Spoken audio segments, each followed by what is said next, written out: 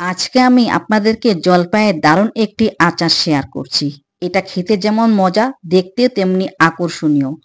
আর জলপাইয়ের সিজনে জলপাইয়ের আচার তৈরি করে না এমন খুব কম লোকই আছে। আসসালামু আলাইকুম everyone, welcome to my channel Momena's cooking এ। এই আচারটি বানানোর জন্য এখান থেকে আমি হাফ কেজি জলপাই নিয়ে নিব।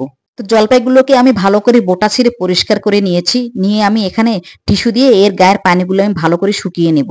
এখানে একটা কথা বলছি, আপনারা পাতলা কাপড়ের উপরে রেখে উপরে ফ্যান ছিঁড়ে দিয়েও রাখতে পারেন। মোট কথা, জলপাইয়ের মধ্যে কোনো পানি থাকা চলবে না। তো জলপাইগুলোকে আমি একটি একটি করে এভাবে কুচি করে নিয়েছি। এই আচারটি যত কুচি কুচি হবে খেতেও তেমনি মজা হবে আর দেখতেও আকর্ষণীয় হবে। তো আমি এক পিঠ করে নিয়েছি এভাবে কুচি কুচি করে, তারপর অপর পিঠ আমি কুচি করে নিব। তো কিভাবে কুচি করলাম আপনারা অবশ্যই ভিডিওটি দেখে বুঝতে পারছেন। তো আমার সবগুলো জলপাই এভাবে কুচি করা হয়ে গেল।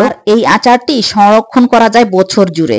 রোদে দেওয়ার ঝামেলা ছাড়াই এই আচারটি তৈরি করা যায়। জলপাইগুলোকে একটি প্যানে নিয়ে আমি এখানে হাফ কাপ চিনি দিয়েছি। আসলে মিষ্টিটা হচ্ছে আপনাদের রুচি অনুযায়ী, যে যেভাবে মিষ্টি খান। আপনারা এখানে 1 কাপও চিনি দিতে পারেন। তো চিনি দিয়ে জলপাইগুলোকে আমি এভাবে ভালো করে মিশিয়ে নিব এবং আধা ঘন্টা পর দেখুন এখনো চিনিগুলো কিন্তু গলেনি। তারপর আমি এটা রেখে দিব। দেওয়ার পর 2 ঘন্টা পরে দেখুন কিভাবে চিনিগুলো গলে গেছে এবং পানি বের হয়েছে। স্বাদ মতো লবণ দিব, আর দিবে এখানে হলুদ গুঁড়ো পরিমাণ মতো আর মরিচ গুঁড়ো পরিমাণ মতো। এবার আমি এগুলো মেখে চুলার আঁচ লো হিটে রেখে আমি বসিয়ে দিই। জলপাইগুলো সিদ্ধ হতে হতে আমরা একটি অন্য কাজ করে নিই, চলুন।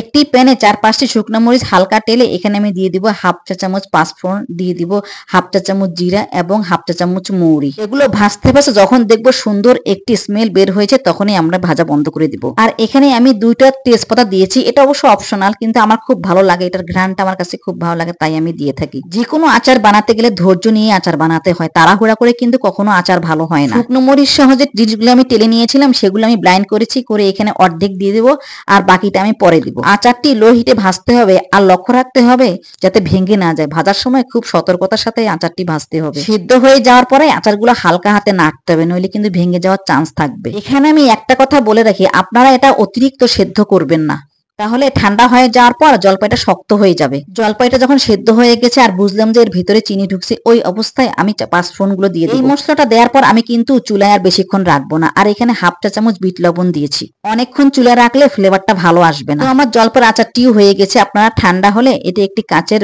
বয়মে রাখতে পারেন। আর এর রসটাও খেতে অসাধারণ লাগে।